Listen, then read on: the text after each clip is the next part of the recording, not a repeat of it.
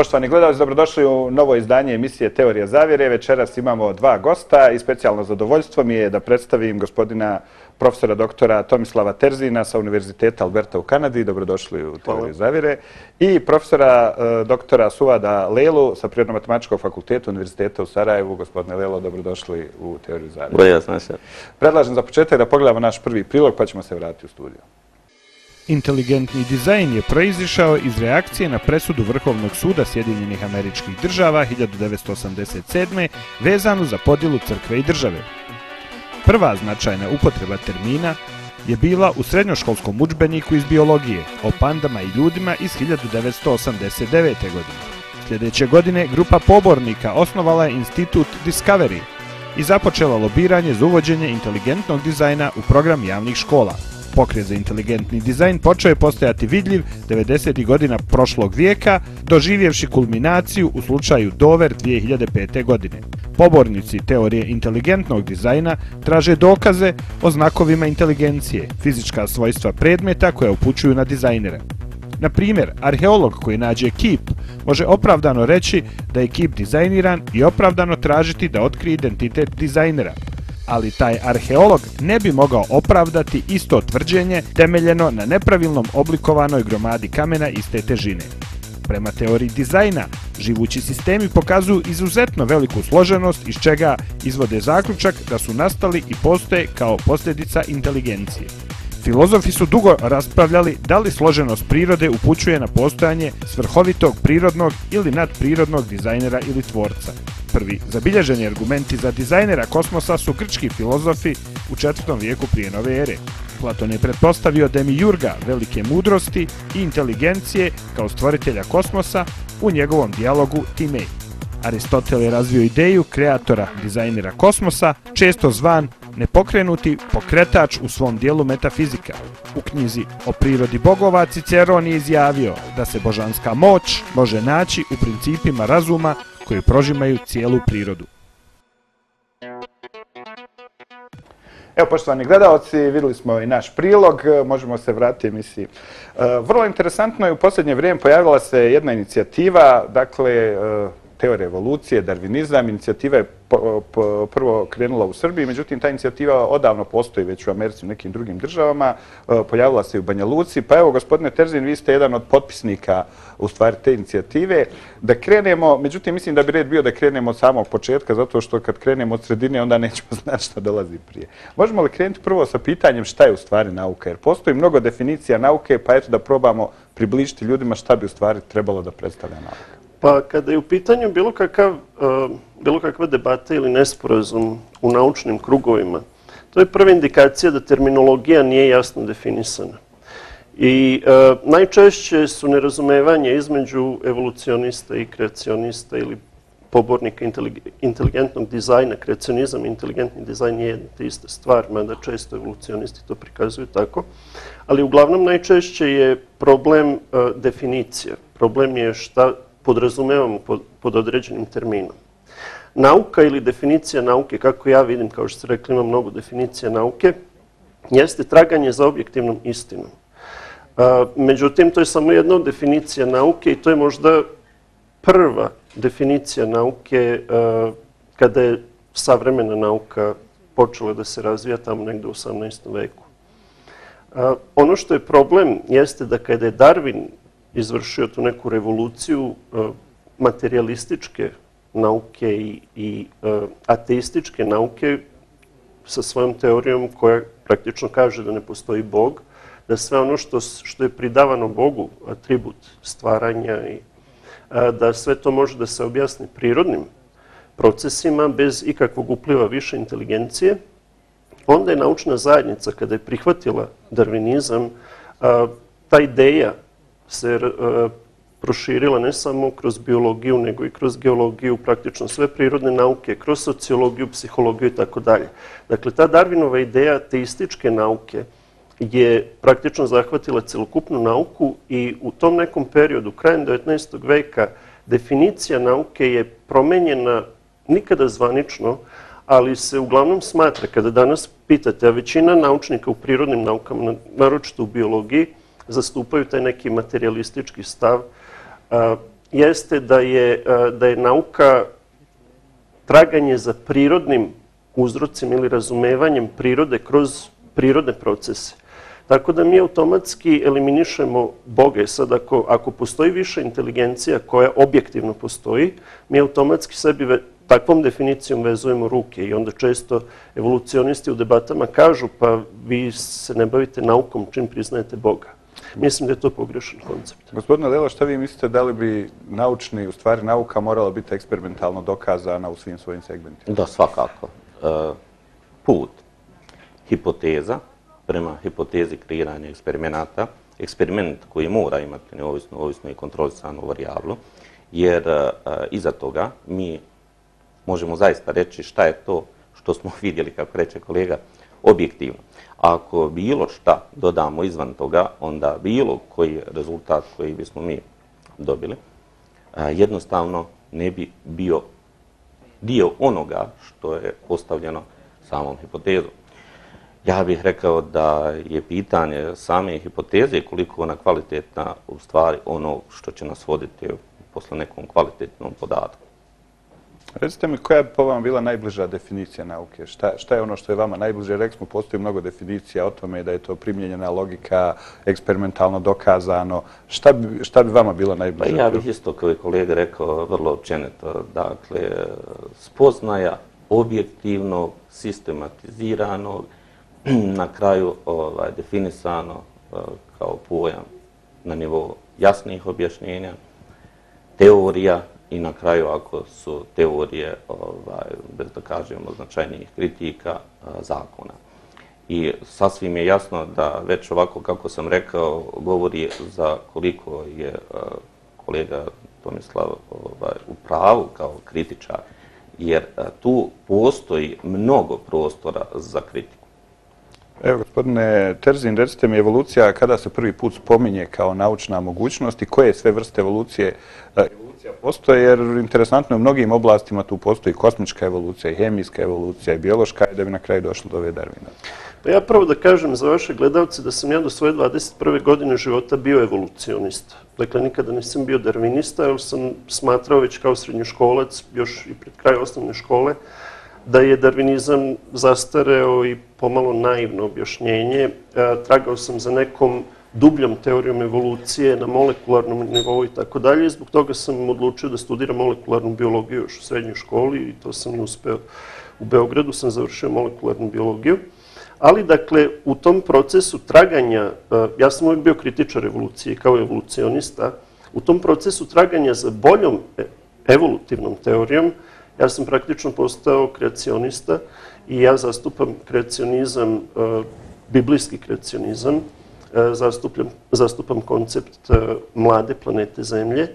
A što se tiče evolucije i evolutivnih teorija, prva naučna evolutivna teorija je Lamarckova teorija i on je 50 godina pre Darwina izdao svoje naučno delo koje je prva naučna teorija o evoluciji, međutim on je verovao u nasleđivanje stečenih osobina. I sad ono što ljudi uglavnom ne znaju jeste da je Darwin u svojoj teoriji, Darwinova teorija evolucije je takođe sačinjena, dakle ona je sintetska teorija sačinjena iz nekoliko faktora evolucije, pri čemu je prirodna selekcija po kojoj je Darwin poznat samo jedan od tih faktora.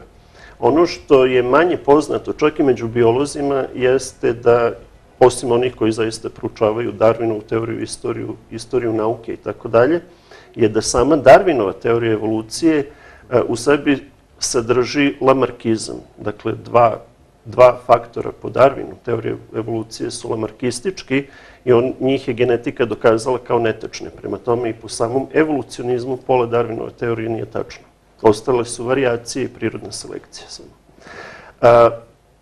Teorija evolucije ima jako mnogo različitih formi.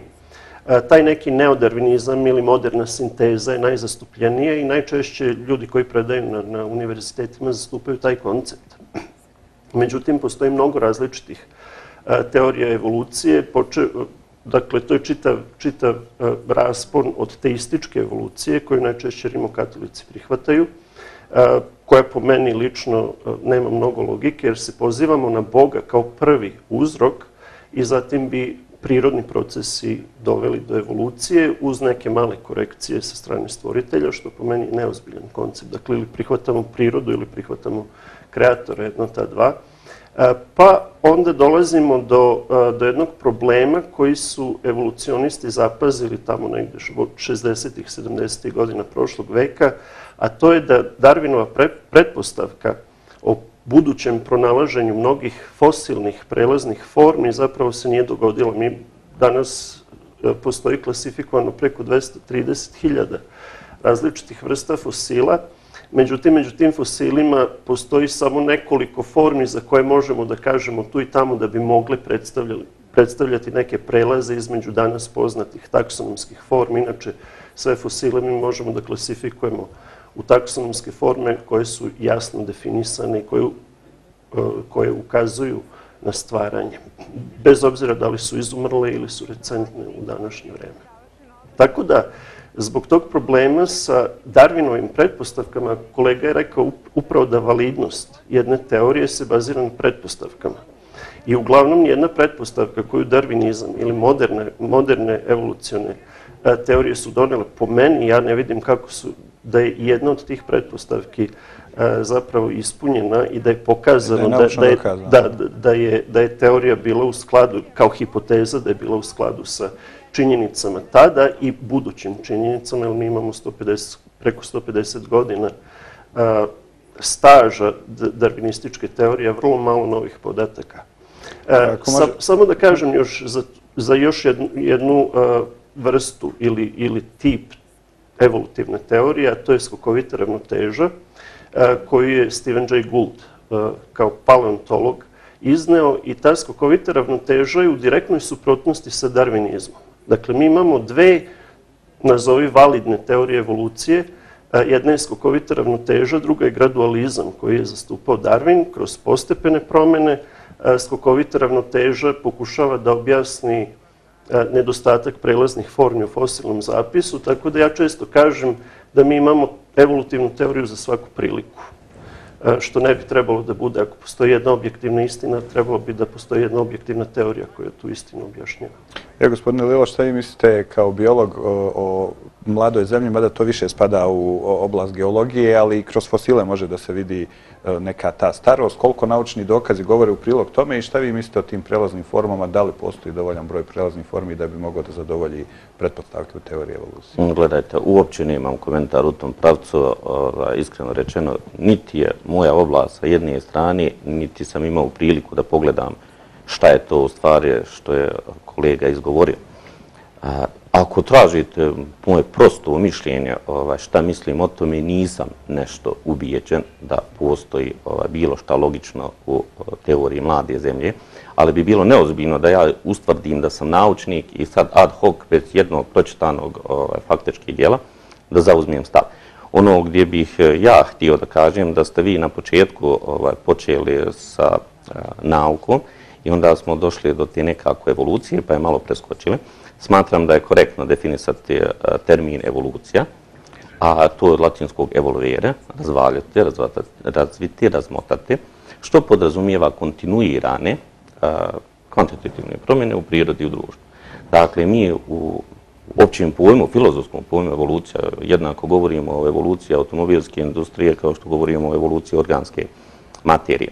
Ja sam zauzeo stav i, da kažem, moje kolege su ga ispoštovale da kurs koji predajem se zove osnove organske evolucije. Ja ne želim predavati ono što je izvan biologije.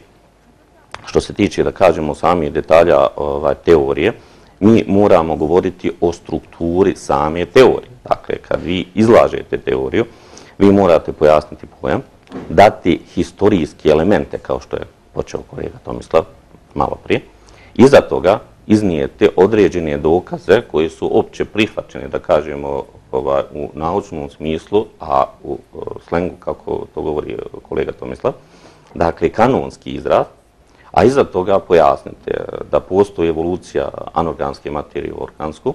Dakle, meni ne interesuju sami koraci, ja nisam bio hemičar. Biohemičar će ovo mnogo bolje objasniti A imate Szostak u laboratoriji koji se, Szostak inače Engleskoj je dobio Nobelovu nagradu za svoje molekularno istraživanje i čini mi se da je dobio za telomere na molekularnom nivou. Gdje oni dokazuju korak po korak ponajviše, da kažemo, evoluciju ribonukleinske kiseline, koja ima, pored toga što nosi informaciju u prvom nivou i tu katalitičku djelatnost, odnosno enzimsku djelatnost. Iza toga moja je priča da predstavim šta je to u biti vrsta, da pojasnim faktor evolucije i izrazim od vrste specijacijom kako mogu nastati dvije vrste. I onda se obično završava priča biosistematskim položajem čovjeka u odnosu na druge skupine na planete Zemlje. Međutim, čim izlažete takse, vi ćete doći do porodice hominide gdje su čovjekoliki majmuni i onda se tu situacija malo zapetlja. Kad smo riješili pitanje ove strukture, kolega spomenuo Goulda, Gould je dao, da kažemo, savremenu strukturu evolucione teorije 2002. godine, ali priča o darvinizmu je vrlo zanimljivo. Sasvim je jasno da darvinizam po svom nastavku predstavlja pokret. I sad je pitanje da li vi ste više uvjereni u ono što je Darwin govorio ili ćemo čitati djelo.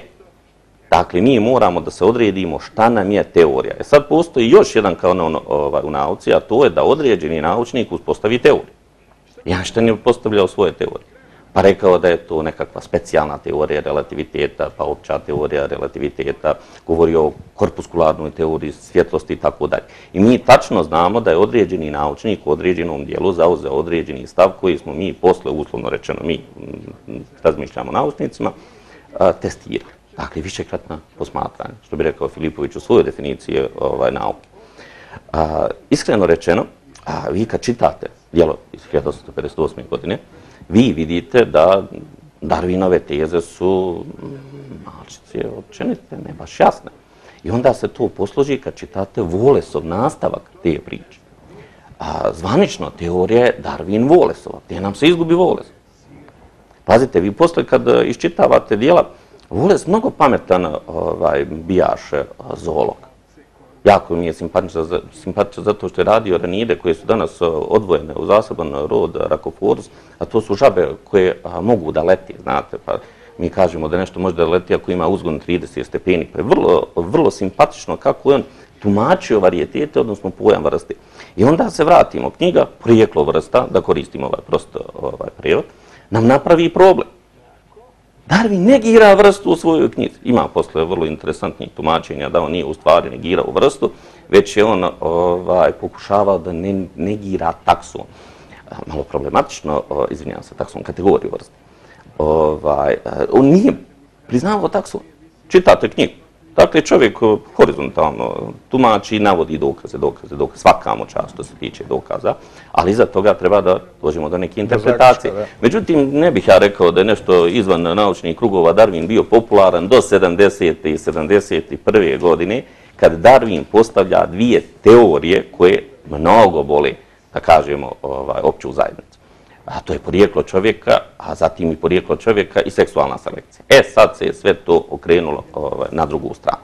I po meni treba jednostavno prihvatiti šta je to u domenu prirodne selekcije. Sad pogledajte. Postoje različite teze, ja kao evolucionista, moram se deklarisati kao evolucionista, zaduženi sam profesor za predmet, mada recimo opću molekularnu evoluciju držim sa molekularcem, Vladom Lukić-Bilela, jer sam smatrao da je korektno da molekularni dio, iako imam diplomski na mutagenezi, magistrat na smjeru genetika i tako dalje, to treba tumačiti neko ko je zaista objavljivao radove u struci.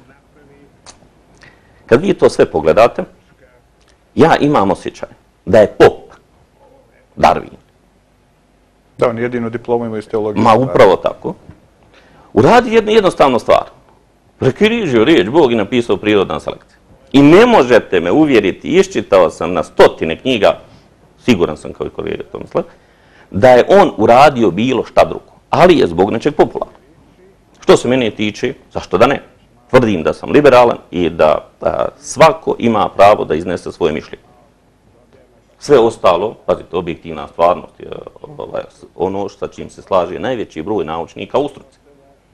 Sad u ovom slučaju, ako govorimo o evoluciji unutar biologije, sasvim je jasno da mi možemo razgovarati vrlo ozbiljno o teoriji onog momenta kada imamo biološko obrazovanje. Ako nemamo, imamo određeni problem. Ja se ne želim baviti teologijom, a i kad kažete teologija, šta je teologija? Da li govorimo samo jednom pravcu, jednom izrazu uz bogosluženje, ili mi govorimo o općem vjerovanju nad prirodnom biću, da kažemo sa svih aspekata, računajući ona koja su politeistička. Dakle, govorimo o nekakvim naučnim konceptima. I da ne bih mnogo dužio, za mene ona teorija koja je validna, da se na nju upozoremo, je Huxleyjev udžbenik Evolucija, moderna sinteza iz 1942. godine. Iskreno rečeno, sve do te knjige ja smatram jednostavno jednim historijatom na koji se čovjek može poprilično ležerno osvrnuti, a nečije je pravo da to sve pripiše Darwinu i da to bude darwinistički pokret je njegovo pravo. Pitanje koliko se možemo sa takvim stvarima složiti, a da je on bio dobar poljoprivrednik. Ponavljam, poljoprivrednik jer se bavi uzgojem, to je neminovno, to je zaista tako. Profesore Terzin, interesantno, došli smo do prirodne selekcije.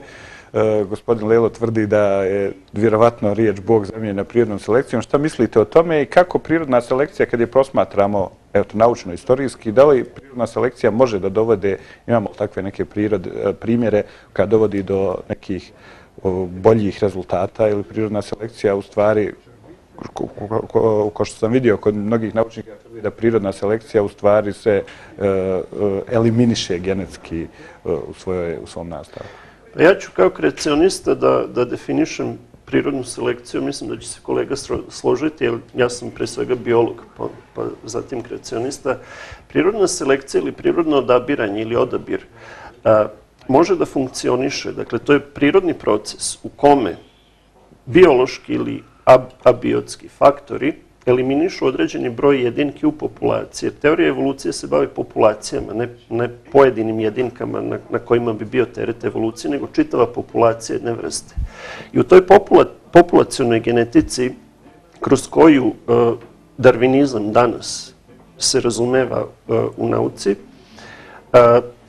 u populaciji imamo jedinke koje su po osnovu određenih gena i genskih formi ili alela različite. Recimo, imamo alel za plave oči, za smeđe oči i ta dva alela ili dve forme gena mogu da su podložni uticaju prirodne selekcije. Kod čoveka najčešće nisu, ali evolucionisti iznose primere prirodne selekcije. Zanimljivo je koliko je meni poznato u poreklu vrsta.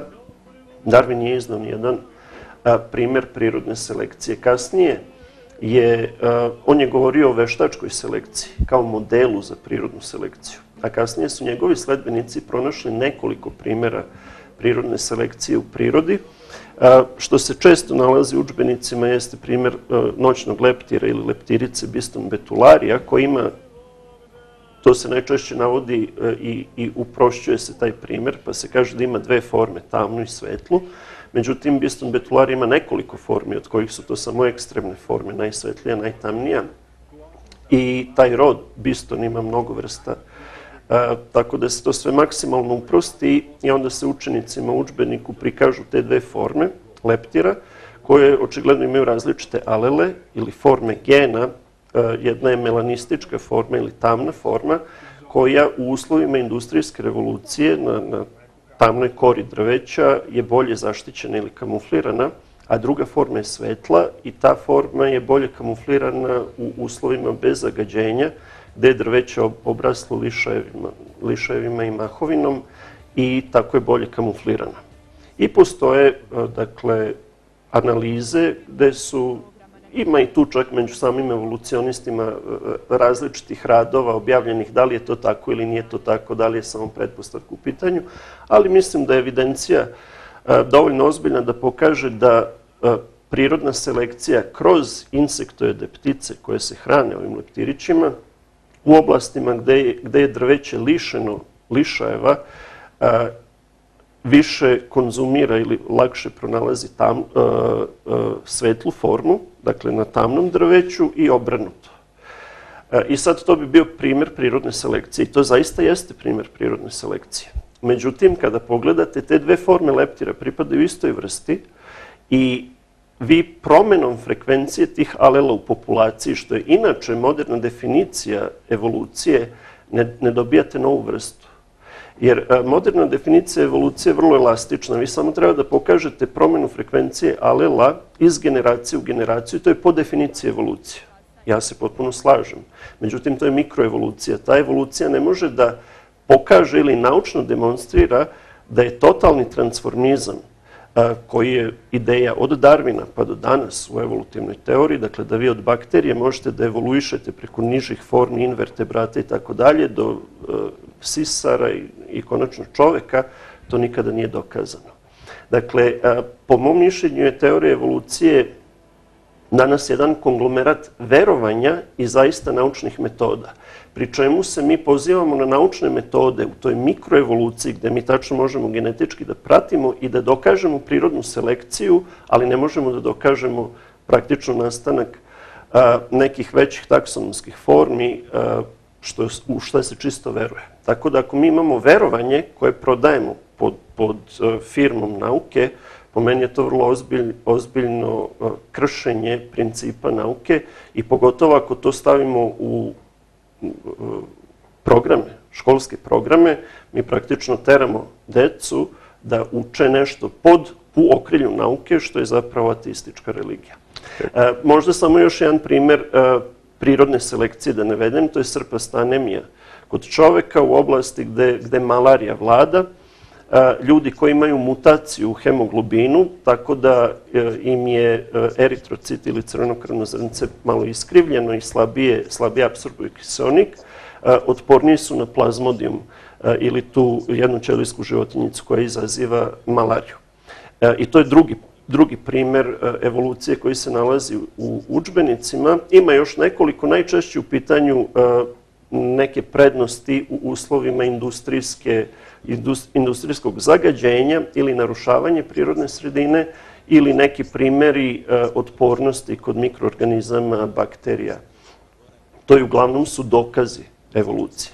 Ali nijedan od tih dokaza, dakle sve su to dokazi mikroevolucije, nijedan od tih dokaza ne govori o makroevoluciji ili demonstrira mogućnost makroevolucije na osnovu prirodnih poznatih procesa. A što se tiče srpaste anemije, ono što se ponovo prećutkuje, kao što se za ove leptiriće prećutkuje da vi niste dobili novu vrstu time ako menjate frekvenciju tamne i svetle forme, što se tiče srpaste anemije, prećutkuje se da je to recesivna osobina i ako ste homozigot, dakle ako imate oba mutirana gena za srpastu anemiju, vi ne možete ni da preživite. Dakle, 25% populacije umire, heterozigoti bolje podnose malariju, prema tome u uslovima jedne teške bolesti. Oni imaju prednost u opstanku, ali uvek u startu 25% populacije je eliminisano. Ako je to primjer pozitivne mutacije, onda ja mislim da naučnici koji zastupaju teoriju evolucije prvo treba da vide šta je logika, pa onda da se bavimo drugim metodama. Evo, gospodine Lelo, pričali smo o prirodnoj selekciji. Ja bih volio da mi date mogućnost, pazite, kolega Tomislav je sad ušao direktno u nastavni plan i programa, dakle mi govorimo o vrlo ozbiljnim primjerima koji su svuda prisutni. Prva priča Biston betularija, odnosno Biston betularija carbonarija, odnosno neki zaista smatraju da su to forme, sad je priča u taksonomiji, odnosno internacionalnom kodeksu zoološke nomenklature, kako ćemo to interpretirati. Da se mi malčice dotaknemo savremenih definicija. Dakle, šta to moderna sinteza kaže za prirodnu selekciju? Dakle, to je mehanizam koji objašnjava promjene alelogenskih frekvencij za one osobine koje daju prednost svome nosiocu. A koja je to prednost? Brže se hrani, odnosno lakše dolazi do hrane, duže živi, ostavlja veći broj potomaka jer lakše dolazi do seksualnog partnera, povećava se fekunditet i fertilitet. Dakle, to su odrednice kad ćemo mi reći da je to prirodna selekcija. Mali ovdje problem koji se mora dotaći, i samo se šali mali problem, jeste kad te osobine nisu adaptivno vrijedne, već su adaptivno neutralne. A tad se to objašnjava kroz genetički drift. Dakle, objašnjava promjene alelogenskih frekvencije za varijante onih osobina koje ne daju adaptivnu prednost svom nosiocu, što će iskoristiti neki populacioni biolozi i postaviti novu teoriju, neutralnu teoriju makroevolucije, koju zagovara prvenstveno profesor Nekić. Kad smo riješili ove, da kažemo, detalje, o čemu mi u stvari govorimo kad je pitanje prirodna selekcija, dotaknemo se primjer. Govorimo ovdje o vrlo interesantnoj intraspecijskoj i interspecijskoj selekciji, jer se govori o predatoru. U stvari to su ekološki primjeri.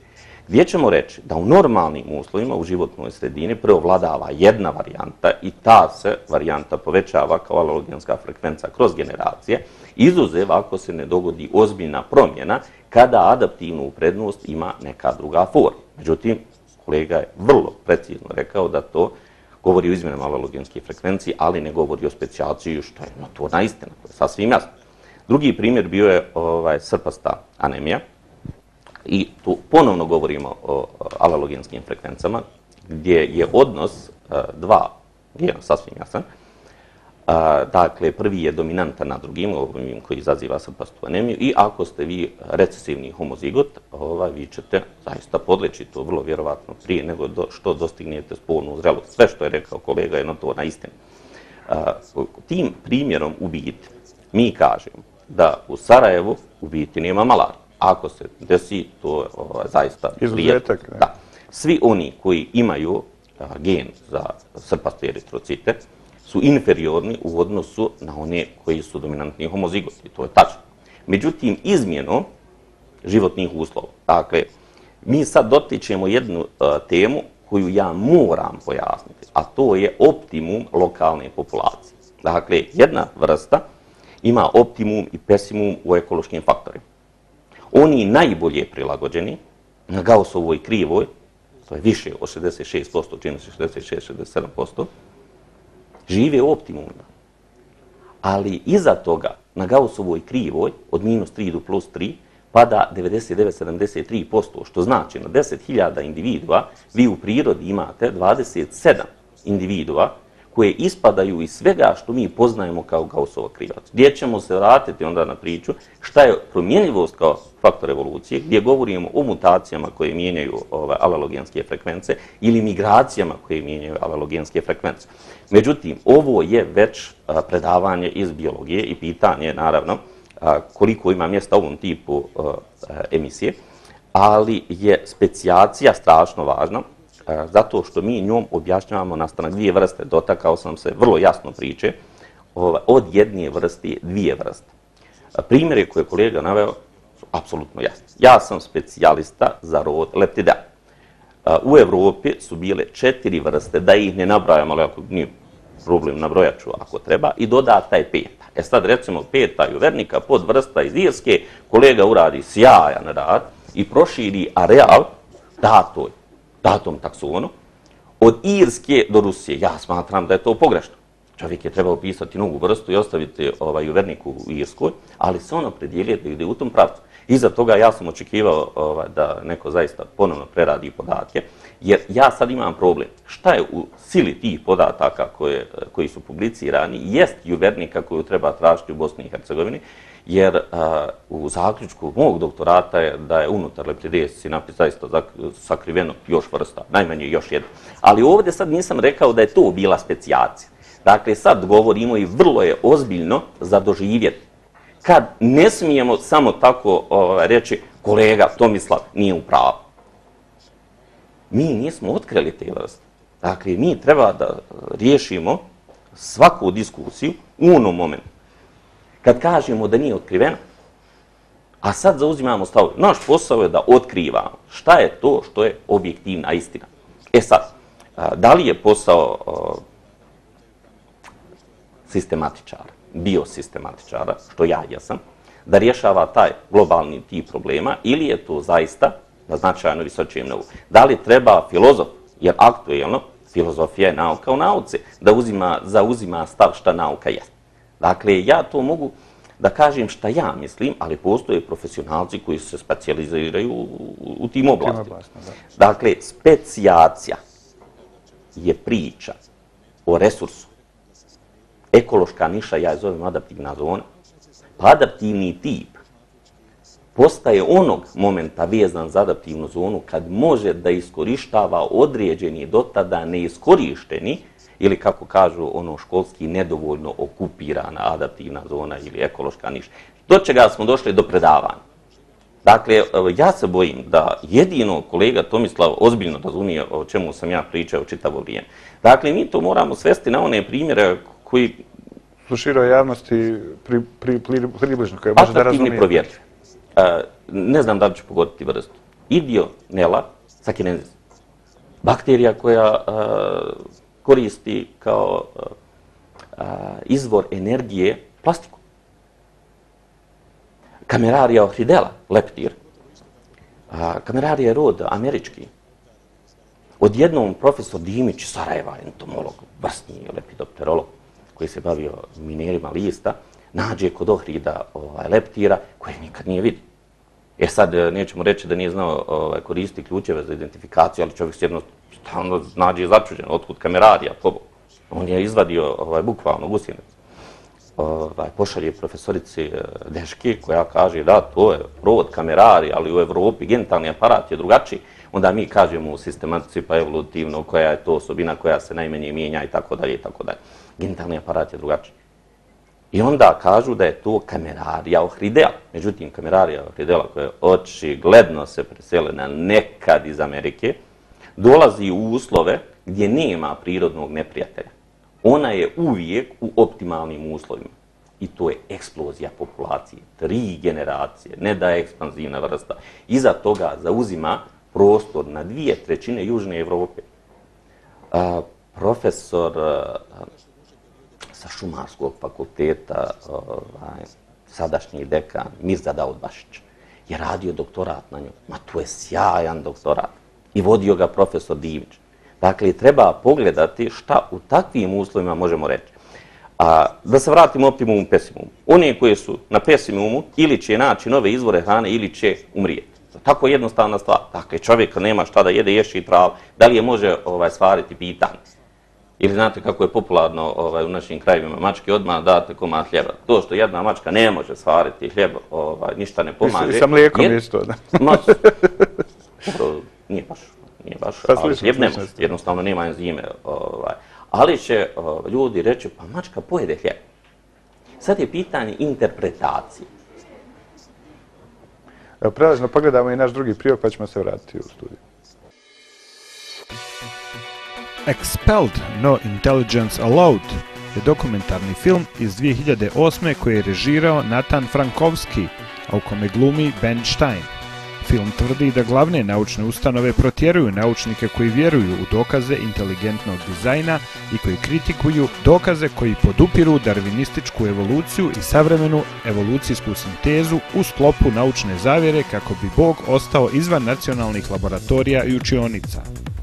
Naučnu teoriju evolucije film prikazuje kao doprinos komunizmu, fašizmu, ateizmu, eugenici i naročito nacističkim zločinima u holokaustu. Film prikazuje inteligentni dizajn kao motivisan znanjem, a ne religijom, iako ne daje detaljnu definiciju fraze ili pokušaj objašnjavanja na naučnom nivou. U filmu se zaključuje da je u ovom slučaju nauka došla pod uticaj politike.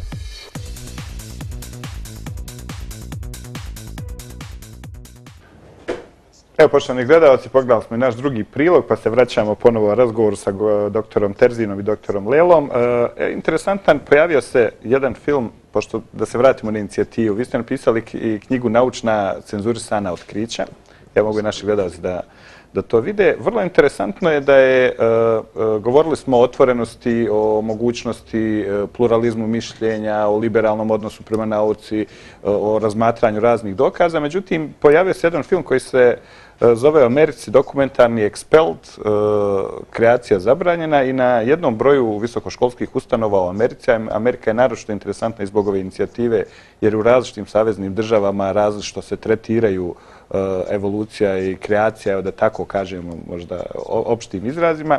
U tom filmu Expelled se pojavljuje 10 ili 15 naučnika koji su u naučnim istraživanjima želeli da promovišu u stvari kreacionizam jednako koliko, ajde da kažemo, Darwinovu evoluciju kao najnesretniji izraz, ali interesantno da je njima zabranjen bio akademski rad na njihovim institucijama. Šta možemo reći o tome i da li je možda ova inicijativa u stvari zbog toga i pokrenuta? Ja bih samo vas ispravio da u pitanju nije kreacionizam, nego inteligentni dizajn. I često, koliko sam imao prilike posle ove naše peticije da vidim u javnosti u Srbiji, evolucionisti zapravo, pošto se ne proučavaju naročito kreacionizam, ne pravi razliku između inteligentnog dizajna i kreacionizma. Postoji jedna bitna razlika.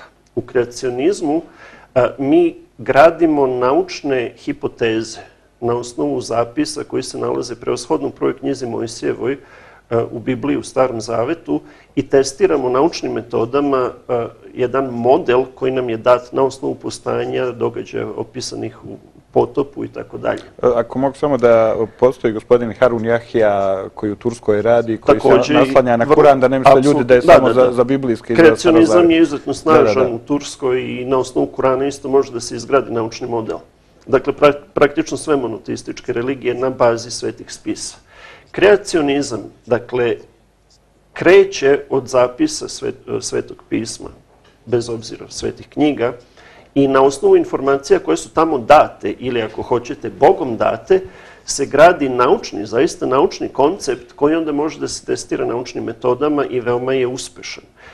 Tako da kada ljudi kažu da kreacionizam nije nauka, ja se ne bih složio. Ali inteligentni dizajn je mnogo radikalniji upravo pokušavajući da ukloni to nerazumevanje šta je kreacionizam i kritiku da mi krećemo od vere, koja je, dakle, opisana u svetim spisima, i inteligentni dizajn u potpunosti eliminiše, i time praktično kreacionisti koji zastupaju inteligentni dizajn sebi vezuju ruke jer ne mogu da naprave toliko uspešan model kao što vi možete na osnovu biblijskog kreacionizma ili Kurana. Ali u inteligentnom dizajnu mislim da je to pošten princip. U naukama treba zaista da pravimo razliku između nauke i religije i da ih ne mešamo. Ja se izjašnjam kao kreacionista samo onda kada evolucionisti stavljaju ateizam kao nauku. Dakle, ako je evolucionistički ateizam nauka, onda je i biblijski kreacionizam nauka. Ako oni priznaju da je njihov filozofsko-religijski koncept nenaučan, onda i ja se neću baviti kreacionizmom. Ali inteligentni dizajn je nešto drugo. Dakle, u inteligentnom dizajnu vi pokušavate naučnim metodama da ukažete da samo ono što imamo u prirodi danas, u ovim uslovima, ukazuje na inteligenciju. Dakle, da je inteligencija jedini poznat mehanizam koji je mogao dovesti u postojanje živa bića ili planetu ili ceo univerzum. DNK molekul koji je sekvenciran, ljudski DNK molekul, koji je sekvenciran 2001. godine, ima toliku količinu informacija u sebi, svrsishodnih bioloških informacija, da mi trenutnom teorijom evolucije apsolutno ne možemo da objasnimo poreklo te informacije. Međutim, inteligentni dizajn jasno prepoznaje inteligenciju i zar vi morate da imate programera da biste imali program. DNK nije ništa drugo nego program. Prema tome, inteligentni dizajn je nešto drugo. I sad taj dokumentarac, što ste vi spomenuli, Expelled, u podnaslovu dokumentarca je Intelligence Expelled. Znači, inteligentni dizajn, ne kreacionizam. I to su naučnici koji su pošteno radili svoj posao, bavili se inteligentnim dizajnom i jednostavno taj neki dogmatizam koji postoji u ateističkoj nauci, evolucionističkoj nauci, vi kada imate položaj, kada imate moć, više ne razgovaramo, niti je to neka naučna debata, nego jednostavno sa stanovišta moći i sile su dobili otkaz. Samo na osnovu toga što su drugačije razmišljali, što su naučno pokušali da pokažu jedan koncept gde vi gradite model i dokazujete model naučnim principima, ali pokazujete da objašnjenje na bazi inteligencije ili inteligentnog agenta objašnjenje stvarnosti je mnogo bolje nego objašnjenje iste te stvarnosti na osnovu slučajnih procesa. Mutacije su slučajni procesi. Gospodine Lile, govorimo dakle, o regionu, pošto prilično je slična situacija u naučnim ustanovama, ja mislim u cijeloj regionu i u Hrvatskoj, i u Bosni i Hercegovini i u Srbiji, pošto je emisija inače regionalno gledana.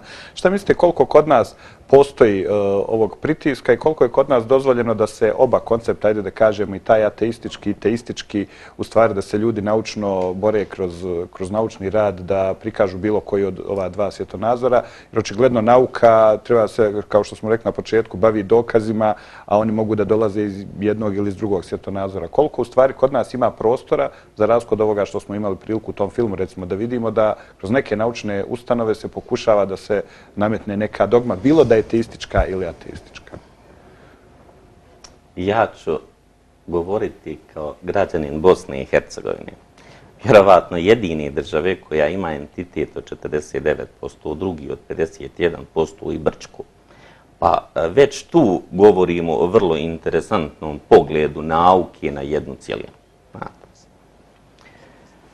Kada je u pitanju inicijativa u Srbiji, ja isključivo podržavam stav dekana Biološkog fakulteta. On ga je izgovorio, ja ga podržavam. Kad je u pitanju Bosna i Hercegovina, ja sam siguran da smo mi mnogo liberalni. Sarajevski univerzitet ima 2 teološka fakulteta pod svojim okriljem. I smatram da je jedino korektno dozvoliti da se izgovori ono što naučnik radi. Vrlo je ružno ad hoc ili zauzeti nekakav stav negiranja bilo kakvog tipa promišljanja a priori. Ljudi imaju pravo, po meni, da postave hipotezu kakvu god želi. I da iza toga provedu analizu formalnom naukom, logikom, odnosno matematikom. I da iznesu svoje zaključke, uspostave teorije, odnosno zakon. Da li je to prihvatljivo nekom drugom naučniku, to je potpuno druga stvar. No vi isto tako možete da provedete iste te eksperimente, donesete druge zaključke, uspostavite teorije i zakone. No, problem je što postoji jedan strah, vrlo ozbiljan strah. Strah koji se vidi u onom momentu kad Savjet Evrope kaže da je kreacionizam opasan za obrazovanje. 2007. godina, jasna stvar. Sad je samo pitanje, da li mi kao ljudi možemo zauzeti jedan stav koji je težnja objektivno isti. Ako vam neko kaže nije istina, to nije razlog da budete revoltirani, već je razlog da sjednete u laboratoriju, kancelariju ili već koji vam je metod istraživanja i dokažete da to nije tako. Meni je korektno da onog momenta kad proglasite modernu sintezu, nenaučnom teorijom, da odmah iza toga publicirate validnu teoriju. I to je vaš prijedlog. Da li će se naučna zajednica složiti ili neće? To je potpuno druga stvar. Ali zaista isključivo podržavam liberalan stav. Pravo čovjeka da vjeruje u Boga je njegovo pravo, zagarantovano sa pravnih aspekata u bilo kojoj državi. Da li se evolucija kao teorija, ali pazite, evolucija, kad kažem mislim na evoluciju bilo čega, ne u osnovi organske evolucije koju ja držim, je pitanje vlade date države, njene organizacije. U islamu vi nemate pravo da zagovarate evoluciju. Jasno kao dan. Dakle, mnogo teži stav nego kolege Tomislava. Dakle, nemamo šta da se ubjeđuje. Ni ako želite da budete pripadnik islamske vjere i da kažete da ste musliman, vi nemate pravo da vjerujete u evoluciju. E sad, liberalni komentar.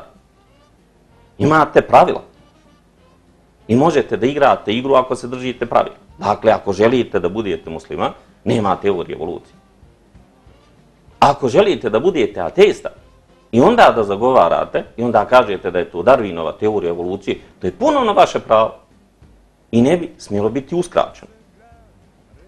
Ali što se tiče priče o tome da li treba prezentirati svoje znanje, smatram da je apsurd bilo koji oblik zabrane. Jednostavno apsurd. Mogu razumjeti kad neko zabrani parkiranje automobila na zelenoj površini, ali zabranite čovjeku da priča da se tu može parkirati automobil, totalno. Gospodine Terzin, interesantna stvar do koje smo došli, baš i gospodin Lelo je to rekao, interesantno u školskim sistemima, pogotovo na Balkanu, ali mislim i nekim drugim sistemima, pa čak i u Americi, postoje dakle djeca koja idu u osnovnu školu i vidimo da je nekako evolucija i ušla i u osnovne škole udžbenike. Imamo djecu koja se uče evoluciji, da je čovjek nastao od majmuna kroz razne forme, jel tako, a imamo na sljedećem času, da na času teologije uče da ih je Bog stvorio. E sad, koliko to djeci još u najmanjem uzrastu dovodi do konfuzije i dovodi u stvari do sumnje u neka naučna otkrića, jer ako možete dva totalno različita koncepta da učite na dva različita časa i da morate da odgovarate na njih, koliko bi možda bilo, ajde da kažem, možda bi bolje bilo da ne uče ni jedan od ta dva koncepta, pa da im se dozvoli da sami kroz svoj život dođu do nekih zaključaka. Koliko to može biti opasno i šta su stvari ta cenzurisana naučna otkrića? Pa ja po svojoj struci nisam psiholog, tako da ne mogu da kažem šta kod deteta može jedan takav način školovanja da izazove, ali bih nešto rekao kao profesor, dakle kao čovjek koji radi u obrazovanju. Doduše radim na fakultetu, ne radim u osnovnoj ili srednjoj školi, ali čisto pedagogija kao pedagogija. Ja smatram i slažem se sa onim što se često kaže da bi u školstvu trebalo odvojiti nauku od religije. Tu nema spora. Ja se slažem da kreacionizam ima komponentu koja može na neki način da bude verovanje. Dakle, mi polazimo od verovanja. Ali se ne slažem kada jedan materijalista, evolucionista, ateista, kaže da njegov koncept ne počinje sa verovanjem. Jer mi u teoriji evolucije ponovo krećemo sa verovanjem i to verovanje nikada nije dokazano. Veruje se u prirodni ili spontani nastanak univerzuma, veruje se u spontan ili prirodni nastanak sunčevog sistema, veruje se bez ikakvih dokaza u spontani nastanak života ili prve žive ćelije i onda kada kažemo da to nije dokazano, onda evolucionisti kažu pa teorija evolucije se ne bavi poreklom života, nego poreklom vrsta. Jednostavno se beži i krivuda se, mjesto da ljudi budu iskreni prvo prema sebi i da kažu u redu ova teorija evolucije ima naučnu osnovu kada govorimo o populacijama, o specijaciji donekle, ali mi nemamo naučne dokaze za nekakav totalni transformizam, mi ne znamo o poreklu čoveka, mi znamo da su majmuni i čovek slični fizički, fiziološki i tako dalje, ali postoje mnogi argumenti koje za sad nismo pomenuli na molekularnom nivou, da smo mi potpuno različite i to ukazuje na stvaranje potpuno različitih vrsta.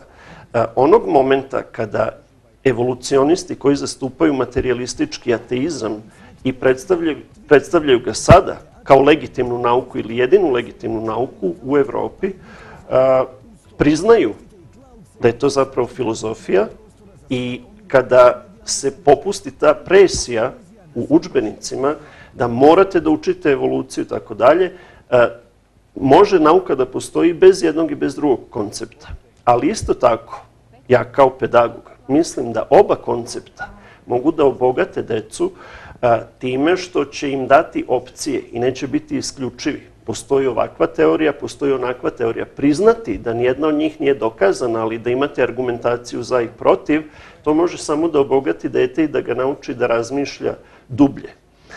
Veronauka je uvedena i dok je ateizam prisutan u naučnim predmetima, kao što je biologija, naspram te veronauke i sukobljava se sa veronaukom, vi imate jednu šizofrenu situaciju. I to dete će biti zbunjeno.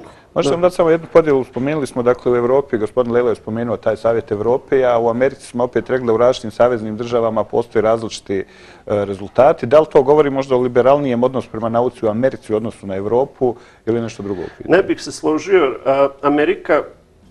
Čitava Amerika možda jeste malo liberalnija, ali taj lobby evolucionista, ateista koji utiču na školski sistem je izuzetno snažan, mada su kreacionisti jaki u južnim državama. I sada u Americi smo imali situaciju u posljednjih 30-40 godina gde se pokušavalo u različitim saveznim državama da se kreacionizam uči paralelno sa teorijom evolucije i to se išlo na sud. Znači, ako sudija koji nije biolog treba da saziva porotu i da donese odluku da li nešto treba da se uči ili ne, onda se očigledno ne radi o nauci, nego se radi o filozofiji, nekakvim interesima. Sad, decu da izlažemo tako nečemu, nažalost, ja sam zastupio stav da dogod agresivno ateizam predstavlja sebe kao validan naučni koncept, ja ću agresivno da predstavljam kreacionizam kao naučno validni koncept. Ako sednemo za sto i dogovorimo se da zaista postoje komponente religije i u jednom i u drugom, ako postoji spremnost za dijalog, onda je sasvim, dakle ja sam otvoren, kao mislim i svaki kreacionista i zastupnik inteligentnog dizajna, da se sedne i da se vidi šta je zaista naučno, šta nije. Međutim, ta grčevita odbrana ateizma i osjećaj evolucionista da su ugroženi time što je šačica ljudi potpisala jednu peticiju, mislim, došlo je, pratim sad šta se dešava u javnosti u Beogradu, napravili su skup gde evolucionisti teše jedni druge, nisu pozvali nijednog kreacionistu, to vam je kao psihoterapija, masovna psihoterapija. Čega su uplašeni? Da li su uplašeni činjenica? Ako su uplašeni činjenica, da vidimo šta su činjenice. Ja sam samo jedan od 2 biologa koji su potpisala peticiju, jer se ljudi boje se za svoj posao. Dakle, postoji jedna presija, postoji dogmatizam i to je vrlo opasno i ako to, a danas to jeste u udžbenicima, prezentujemo našoj deci kao jedinu stvarnost, što se tiče nauke, onda činimo strašne stvari našoj deci. A što se tiče moje knjige, to je zapravo zbirka članaka koje sam ja objavio u jednim novinama, našim Kišobran, koje su izlazile, dakle, srpska dijaspora je te novine objavljivala u Vancouveru i oni su me zamolili da pišem članke. Ja sam pisao članke sa stanovišta duhovnosti i odnosa religije i nauke i onda sam ih jednostavno spojio u jednu knjižicu koja je objavljena 2015. godine u Srbiji i tretira pitanja koja su ključna za razlike između teorije evolucije i teorije inteligentnog dizajna. Govorimo o metodama datiranja starosti planete Zemlje, o biotehnologiji, o funkcionisanju ćelije, o genetici i tako dalje. Inače, samo da, eto, već kad govorim o knjizi, knjiga može da se naruči preko jedne organizacije, nevladine organizacije. Ostavit ćemo podatke na ekranu. Dakle, ako je neko zainteresovan. Ja zaista nemam ništa od toga, ja sam predao autorska prava, imam samo intelektualna prava, ali mislim da knjižica može da pomogne onima koji su zbunjeni i koji traže argumente, ovde su argumenti.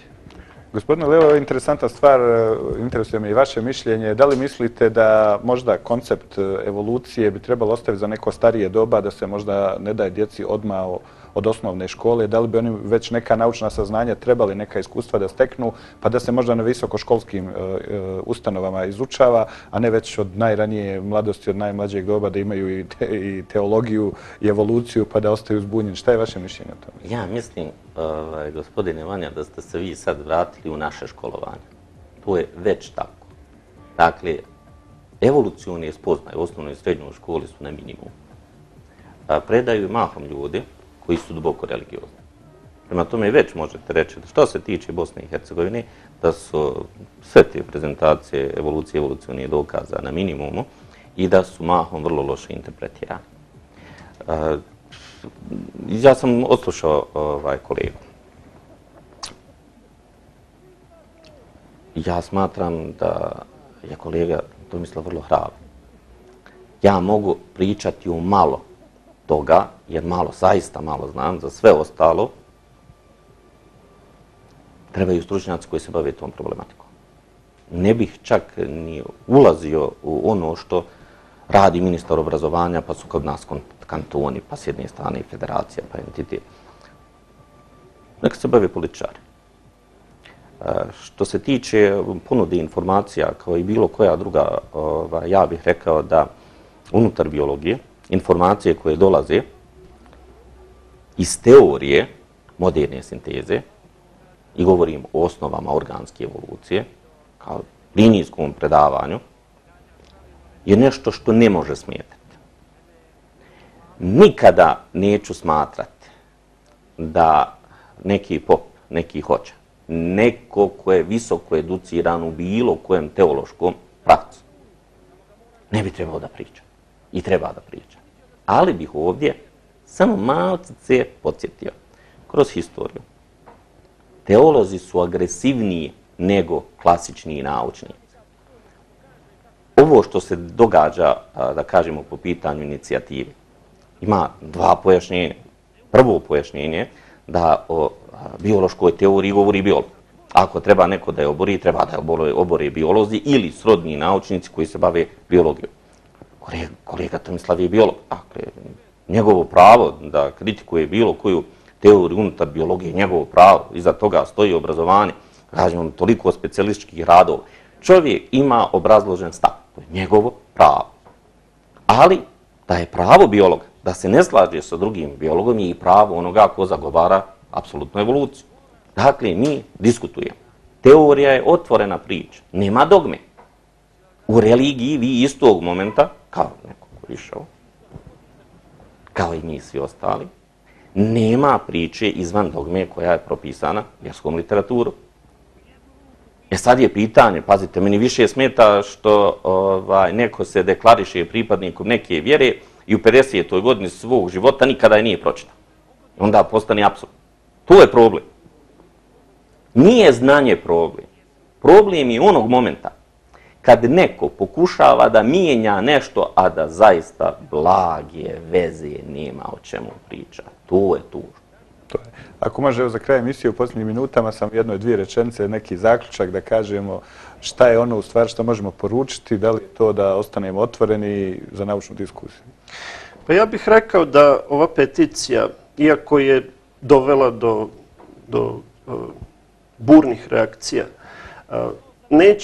neće, nažalost, dovesti, bar ja ne verujem, a da mi možda trebaju da imam veru kao hrišćanin, ali mislim da je odnos snaga takav da neće sada dovesti do promjena u školstvu.